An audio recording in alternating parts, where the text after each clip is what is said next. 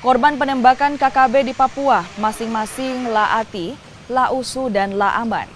Setibanya di Bandara Haluoleo, Kendari, jenazah korban lalu dibawa dengan ambulans ke kampung halaman di Kabupaten Muna untuk dilakukan pemakaman.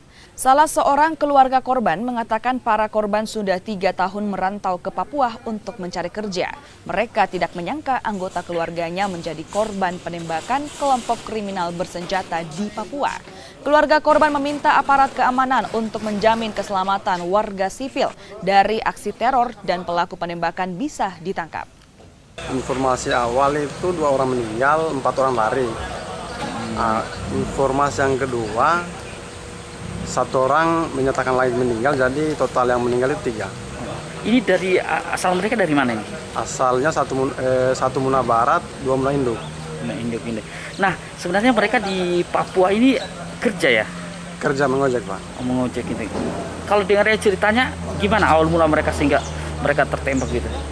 Awal mulanya mereka mengantar penumpang di pedalaman. Nah, di situ mereka diserbu sama KKB.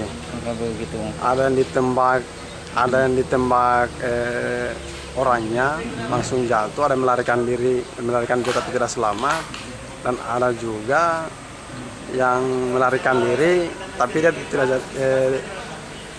dia hanya luka-luka.